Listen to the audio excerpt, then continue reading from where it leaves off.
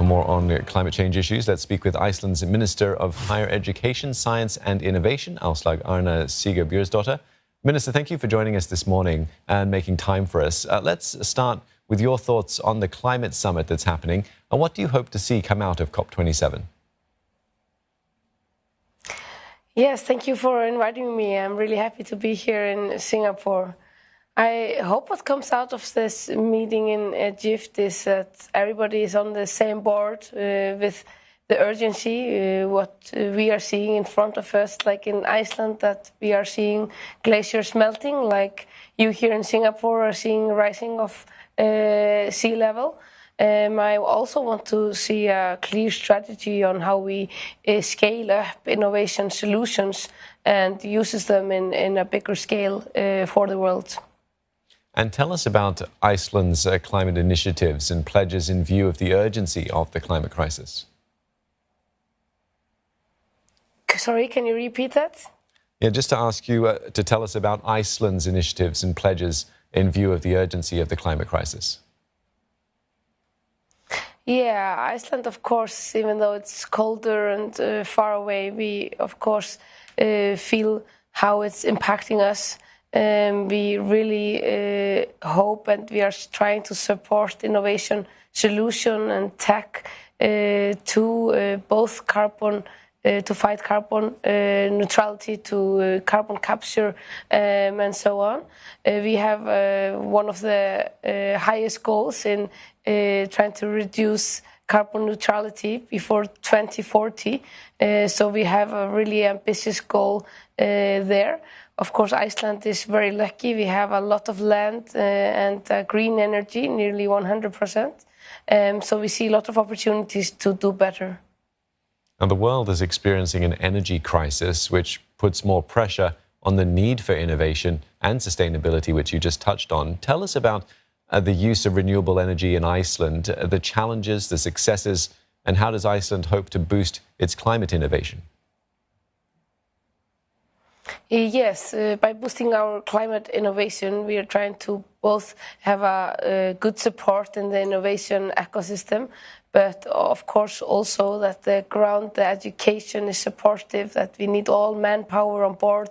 We need both men and women to develop tech and to scale up tech so we can find out solutions and use them immediately. About our green energy, we of course see a lot of innovation built on that. Greenhouses in Iceland that are built only on geothermal energy and geothermal power. We see algae production, we see a lot of quality production of food, but as well really important innovations, for example, Carbfix, where we are taking CO2 from the atmosphere and turning it into stone. So we are carbon capturing in Iceland, and they are starting to scale up that innovation now and in the next few months or years. A 2021 analysis by Our World in Data showed that even if fossil fuel emissions magically disappeared, emissions from just the food sector would take the world beyond a 1.5 degrees Celsius of warming. How do we make agriculture and food production more sustainable and contribute to circular economy? I think there are a lot of opportunities there.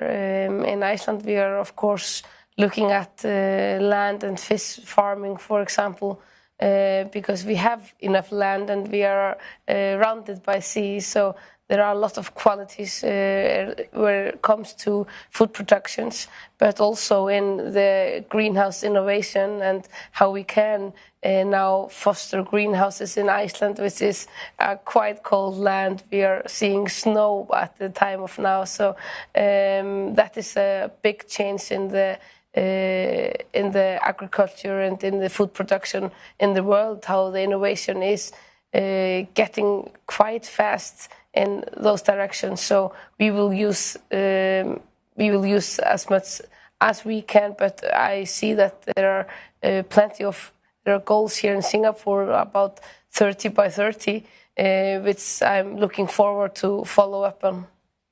Yes, that's one of our sustainability goals here in Singapore. The role of education, as you mentioned earlier, in building knowledge-based society. Tell us more about why it's such a priority for Iceland. Sorry, can you repeat that? I was just asking you about education and building a knowledge-based society, Yes, and why it's such a priority for Iceland. Yes, Iceland has, in the years, built on pillars in the economy that are driven by sectors that we cannot control, like the fisheries or tourists when the COVID came, and of course agriculture, and thus we have seen the economy been up and down and really swift. So we need more pillars to our economy. So we really see the opportunities as a small nation of only 370,000 inhabitants to build more our society on a knowledge-based economy. And we saw that in COVID when we lost the tourists, and suddenly we put a lot of money in R&D. Then we saw that the knowledge-based economy was suddenly bigger than fisheries, which is quite a surprise for Icelandic nation, which has built on fisheries for decades. So we see a lot of opportunities in the knowledge-based economy, especially for exciting jobs, but not at least innovation solutions that we need to both fight climate change and to make solutions in the healthcare system, for example, with the older nations. Minister, thank you for your time. We'll leave it there. I do hope you enjoy your stay here in Singapore. Thank you again, Minister. That's Aslaug Arna Sigurbjornsdottur, Iceland's Minister of Higher Education, Science and Innovation.